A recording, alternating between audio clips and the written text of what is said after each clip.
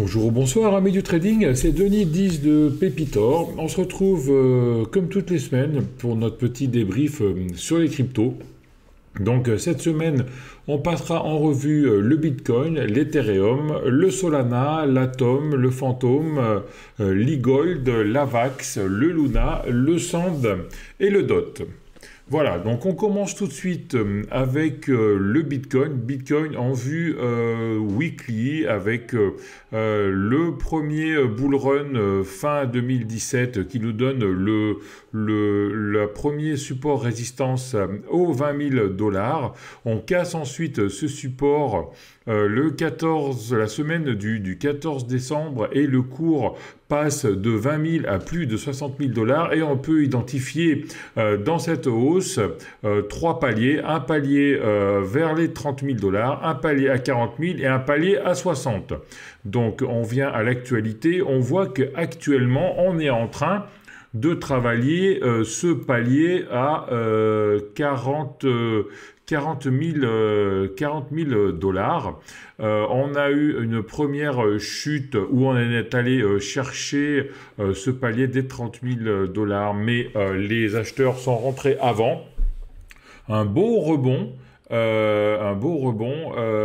D'une belle consolidation de cette chute. Et là, on est en train de faire une petite dérive latérale depuis 4 semaines. On travaille M7, M20, dérive latérale qui est marquée également par les bandes de Bollinger qui se resserrent, qui deviennent horizontales. M7, M20 horizontale, bande de Bollinger horizontale. Ça sent bien la dérive latérale en weekly. Donc en weekly, on va dire que le Bitcoin est neutre. Regardons maintenant ce Bitcoin en daily. Voilà, donc en daily, on voit la chute depuis début novembre, une chute vertigineuse qui a fait passer le cours de 68 000 à 32 000 points. Le chute qui s'est fait le long d'une résistance oblique baissière, que je vais d'ailleurs enlever parce que maintenant elle fait un peu désordre sur le graphe. Pareil, cette autre résistance oblique baissière que l'on a cassée ici à 38 000 $ et qui a débuté la dérive latérale. Donc première dérive latérale, donc la chute suivant la loi de Dow, on fait des hauts de plus en plus bas et puis là double top sur les 45 000 et après on recommence à faire des hauts de plus en plus hauts et des bas de plus en plus hauts comme on peut le voir ici, hein. Donc on a identifié un plus bas à 33 000 $.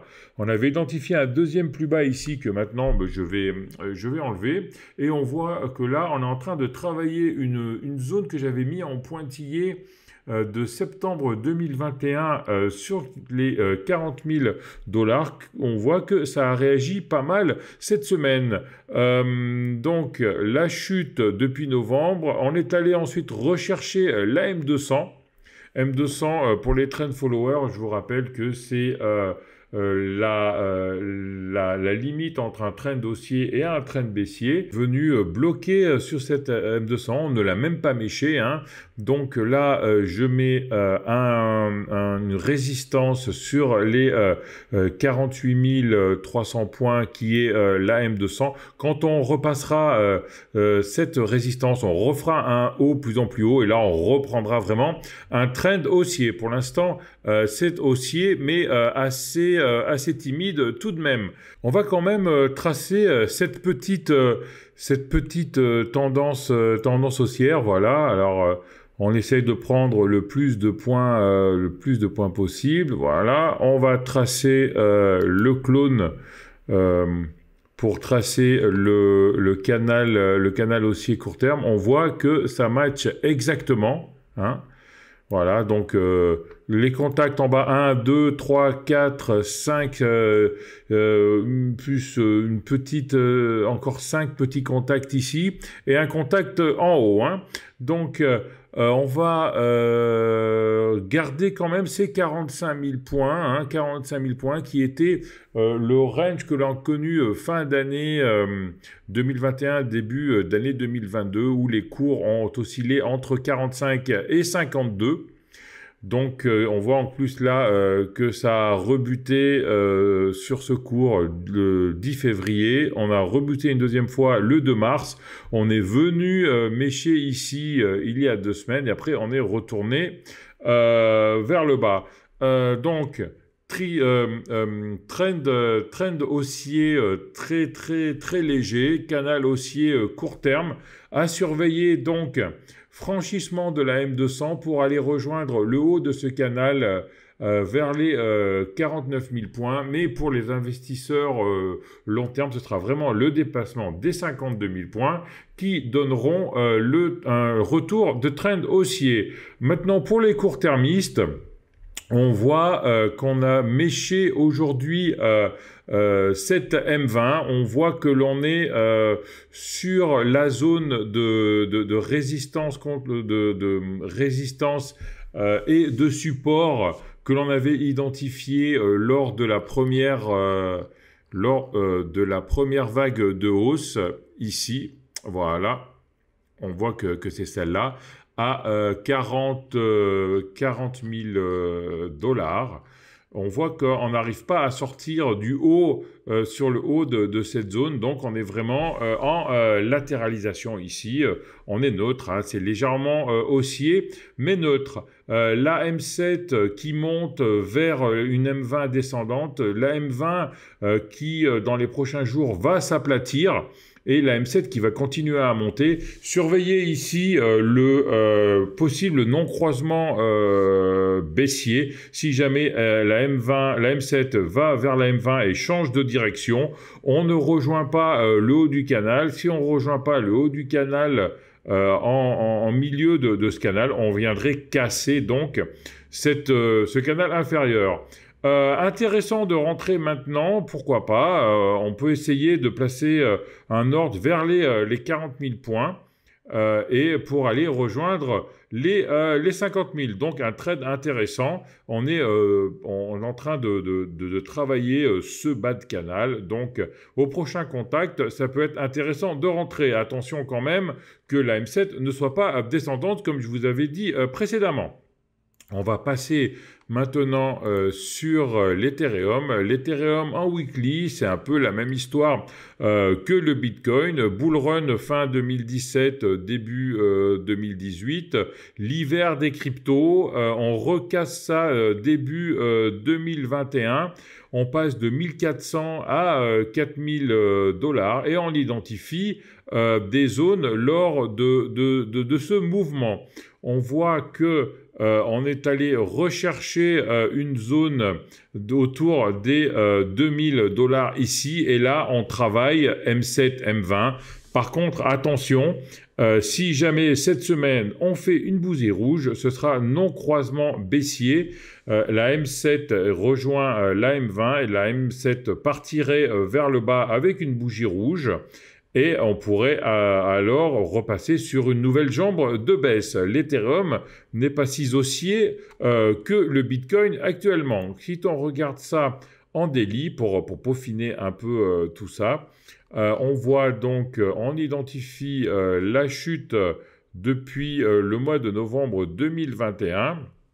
Voilà, le long de ce support oblique baissier que j'annule maintenant. On avait ensuite, on évoluait ensuite dans un range. On a cassé cette autre trendline baissière.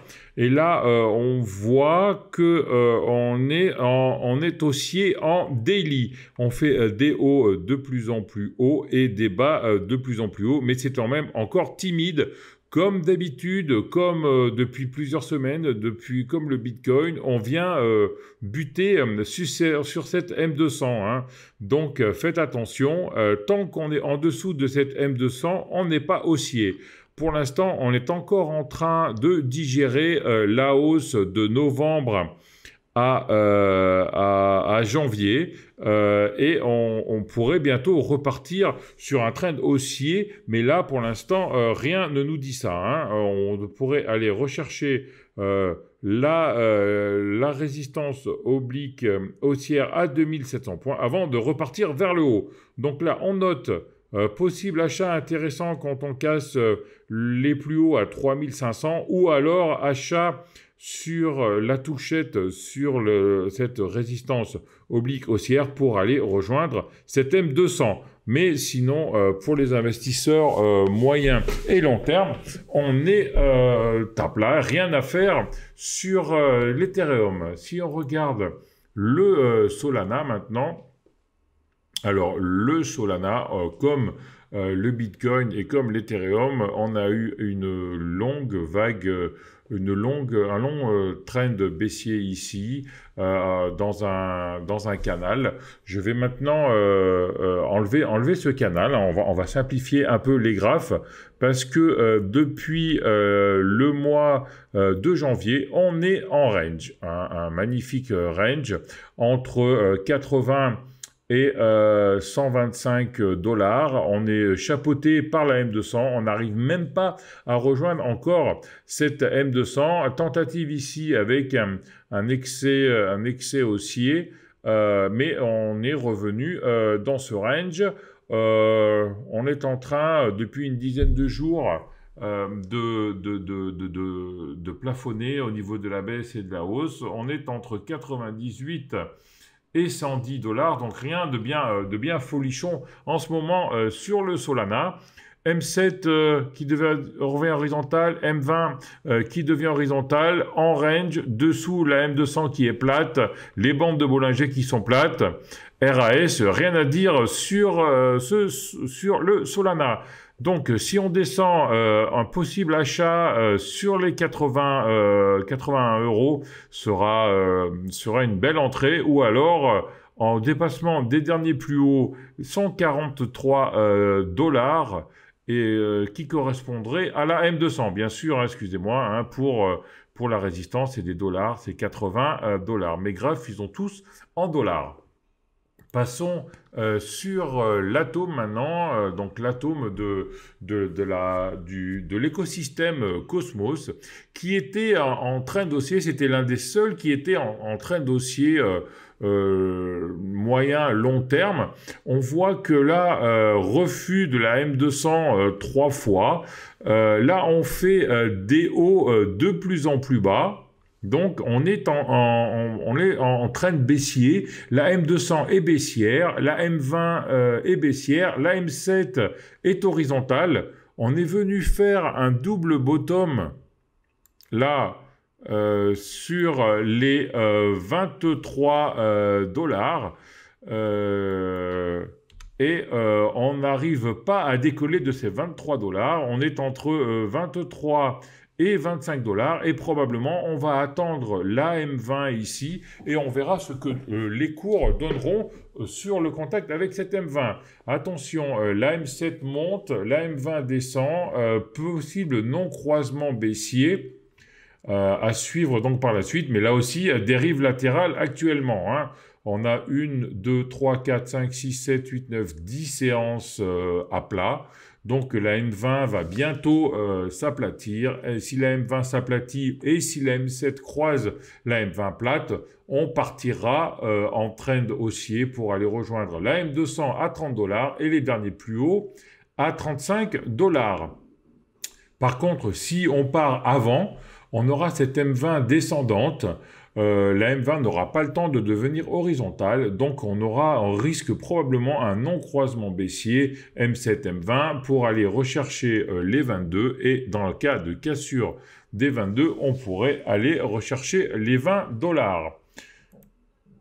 Le fantôme maintenant. Alors, le fantôme était en chute depuis le mois de janvier, alors qu'avant, c'était un des rares qui avait trend haussier. On a cassé la M200, on est venu faire le pullback dessus et on continue notre descente. On n'arrive pas à inverser la tendance. On fait des hauts de plus en plus bas, un plus haut ici, plus bas que le plus haut d'avant, un plus haut ici, plus bas que le haut d'avant, pareil, pareil, encore pareil. Et là, on est en train de tester un double bottom, donc ça peut être intéressant. Comme vous savez, c'est rare quand on fait un creux en V, donc on a une phase de descente, une phase de baisse comme on a ici, une phase horizontale ici, et ensuite une phase de hausse. Donc ici, tentative de double bottom qui pourrait renvoyer le cours vers le dernier plus haut à 1,66 qui correspondrait également en haut de la bande de Bollinger. Donc là, ça peut être un trade intéressant, hein. On est à 1,18. Si on rentre maintenant, on peut mettre un stop sous cette résistance. Hop, voilà. On va dire, on va prendre un peu... On va se mettre là, donc ce qui fait un stop à 15% pour aller rechercher les plus hauts ici, donc 42%, donc on est à 1 pour 3, un ratio gain-risque très intéressant, très intéressant à suivre et pourquoi pas à prendre, voilà. Si on casse ensuite ces plus hauts ici, ce serait le TP1, le TP2, ce serait la M200, puis ensuite la résistance des 41 $. Très intéressant, un trade risqué, mais avec un ratio gain-risque en notre faveur. Regardons le e-gold maintenant, donc le e-gold qui est la crypto de l'écosystème Elrond. Voilà, on avait un trend baissier ici depuis le mois de novembre également. Je mets à jour mon graphe, voilà. Et là, on est en range actuellement, donc un énorme range avec une résistance marquée par une droite qui a été travaillée en octobre, 1, 2, 3 fois, 4 fois en octobre, qui a été travaillé lors de la première chute en décembre, qui a ensuite été travaillé au mois de janvier également, et travaillé par le bas en février et dernièrement en mars. Donc, non seulement c'est une résistance qui a donc été travaillée plusieurs fois, mais en plus cette résistance se confond avec la M200. Donc vraiment un range assez important actuellement entre 108 et 220 $. Les bougies sont petites. On est en train de travailler la M200, la M20 ici. On est entre deux eaux, difficile de prendre un trend ici, donc peut-être pour les intradés ou descendre dans les unités pour voir si on peut trouver une position ou un signal qui nous indiquerait si on va rejoindre la borne haute à 200 $ ou la borne de basse à 100 $. Mais si on se base sur le graphe daily et pour des investisseurs moyen terme en swing, rien à faire sur le e-gold actuellement. Passons maintenant sur la VAX. Donc la VAX, pareil, une histoire de M200 aussi, qu'on passe régulièrement depuis le mois de janvier à la hausse, à la baisse. On a une trendline ici à 79,8 $ qui marque un peu la limite entre les plus bas et les derniers plus hauts. Difficile de définir un trend, on fait des hauts presque égales que les hauts d'avant, des bas un peu plus hauts que ceux d'avant, donc on est en trend horizontal plutôt haussier, on dira. Mais tant qu'on n'a pas dépassé cette M200, la M20 ici, M7 horizontale, les bandes de Bollinger horizontales, donc pour la VAX, on est en dérive latérale également. Si on voit, si on peut tracer peut-être une trendline ici pour chercher un trade, on peut tenter de rentrer actuellement ici. On met un stop en dessous de cette trendline pour aller chercher le haut. On a un rapport gain-risque très intéressant aussi. Donc, autre proposition de trade encore sur la VAX. Attention quand même, ça sent bien la dérive latérale. Et pour les investisseurs long terme, ce sera vraiment le dépassement des 104 $ à prendre, ou alors la cassure des 50 pour shorter. On va voir le Luna maintenant. Donc le Luna qui a fait une belle réaction en début d'année sur les 50. On a fait un all-time high sur les 128. Évidemment, quand on va en ligne droite de 50 à 120, donc en multipliant le cours par plus de 2 suite au rebond sur le M200, le cours a besoin de souffler. Voyons voir si on a consolidé cette vague haussière. Alors voilà, et on voit qu'on est sur les 61,8. Donc la vague haussière est consolidée. On peut repartir sur une nouvelle vague haussière. Donc rien n'empêche de repartir, aller rechercher encore les plus hauts. Et pourquoi ne pas les déplacer? On voit la M20 qui devient horizontale, la M7 qui est verticale. Donc on va probablement avoir un croisement haussier ici. Vu la verticalité de la M7, le non-croisement baissier est peu probable. Donc on pourrait... le sens du trade là et la hausse. Si on arrive à casser les 119 €, on pourra ensuite aller sur un all-time high. Et trade un peu compliqué à prendre parce qu'on est loin de la M200 qui est vraiment le support qui a permis au cours de réagir, et les all-time high. On est vraiment entre les deux. Donc soit on descend dans les unités pour trouver un trade, soit on passe à autre chose. Il y a pas mal de cryptos intéressantes sur le marché. Le Sand maintenant, j'avais rentré le Sand il y a près d'un mois pour surveiller la cassure de cette trendline. En fait, on a cassé cette trendline, on est parti en horizontal, donc là on est en range aussi, hein, donc un range entre 2,50 et 3,40 $, pas très intéressant.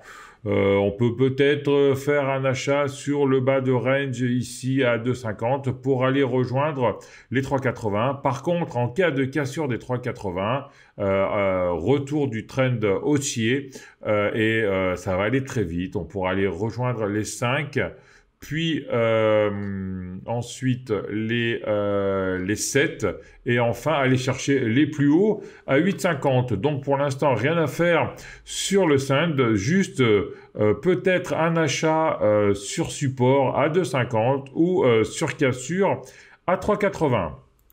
Et enfin, nous allons finir avec le DOT. Le DOT qui était dans l'actualité fin novembre avec le début des enchères. Malheureusement, ça n'a pas plu au marché, grosse chute. On a presque tout retracé la hausse de l'année dernière. On était parti en juillet au plus bas à 9 $, et là on est venu titiller les 13, et actuellement on est vraiment un range entre 15 et 21 $. Donc on surveillera la cassure des 21 par le haut, ou alors acheter sur support à 15 $ pour faire 15-21. Voilà, amis de YouTrading, c'était 10 de Pépitor. Voilà ce que je pourrais vous proposer sur les cryptos cette semaine. Le fantôme, des choses à faire, les autres pas très intéressants, tout en dérive latérale. Soyez prudents. Et on se retrouve la semaine prochaine comme d'habitude. Merci, ciao à tous. Et si vous avez aimé la vidéo, mettez un pouce bleu, abonnez-vous à la chaîne et laissez des commentaires. Ciao, au revoir.